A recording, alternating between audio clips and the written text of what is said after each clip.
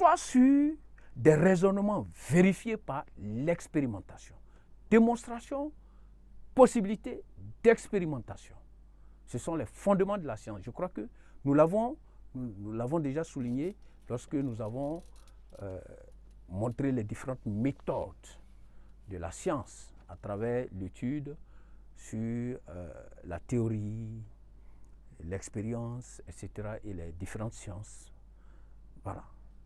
Et qu'est-ce qu'on peut ajouter encore? On peut ajouter que la science, puisqu'elle procède par démonstration, expérimentation et autres, la science se veut rationnelle.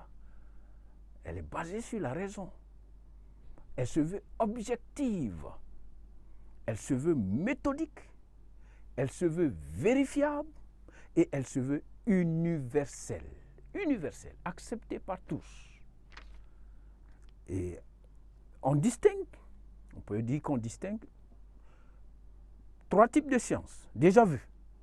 Nous avons les sciences formelles que nous avons vues, qui sont appelées les sciences hypothético-déductives. Et ces sciences formelles-là, nous avons cité en son temps les mathématiques et puis la logique, qui tire des conclusions à partir d'hypothèses. On a dit sciences hypothético-déductives. Hypothèse, déduction. Et ce qui importe pour ces sciences-là, c'est la forme, la rigueur et la validité du raisonnement. Je crois que cela a été traité de fond en large. Bien.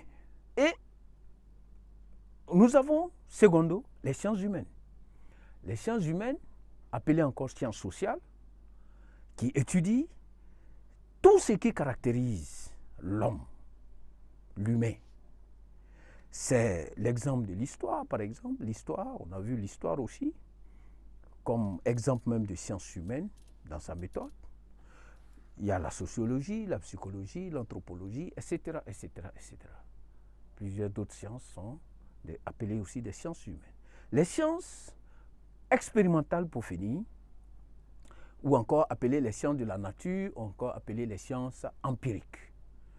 À ce niveau, ces sciences-là cherchent à expliquer les phénomènes naturels surtout, à travers des théories et des expériences. Voilà les 3 types de sciences. Et nous allons tout de suite nous poser la question maintenant, à savoir, qu'est-ce qu'on peut entendre par éthique? Donc, en petit 3, qu'est-ce que l'éthique? Qu'est-ce que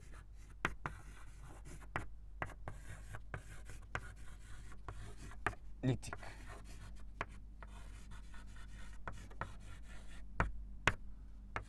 Si nous posons ces questions-là, c'est que si on parle de technique, de science, l'éthique va jouer un rôle fondamental pour un bon accompagnement, un bon assaisonnement de ces 2 choses essentielles qui aujourd'hui marquent de façon fondamentale, c'est-à-dire la technique et la science, la vie de l'homme, de l'humanité tout entière.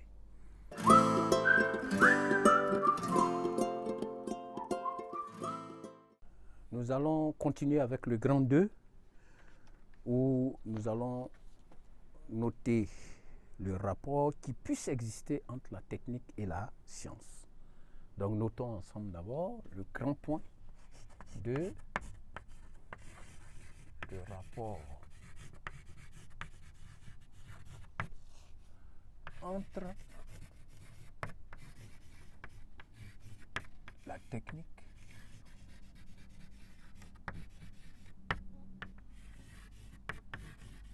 et la science. À ce niveau, nous allons développer 2 petits points. Le premier serait que la technique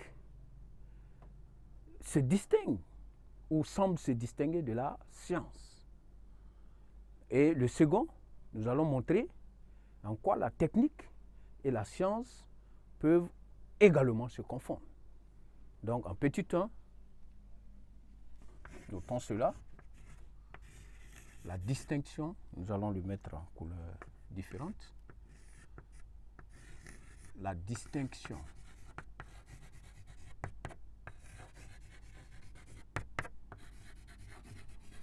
entre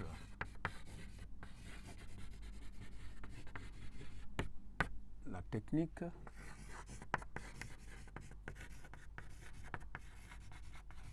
et la science.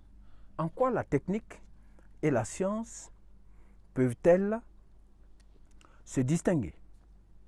D'abord, la science est un savoir, comme on l'a dit dans la définition, est une théorie explicative ou un discours. Donc, la science cherche à comprendre et expliquer les causes et les lois. La science cherche à comprendre et expliquer les causes et les lois des phénomènes.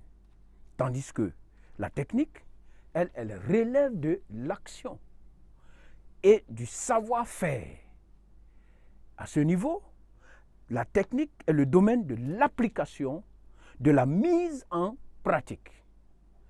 Et la technique est de l'ordre de la production et de la transformation.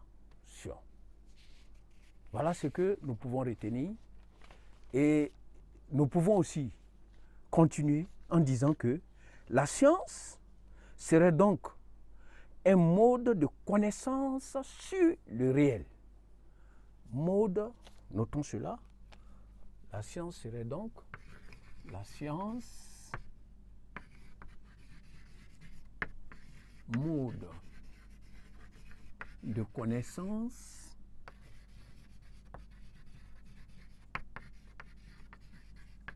sur le réel,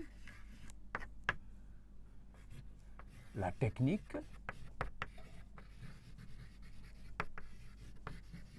et la technique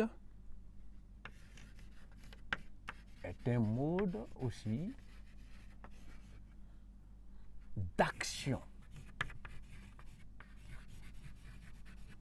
D'action sur le réel. Donc voici la grande différence entre les deux.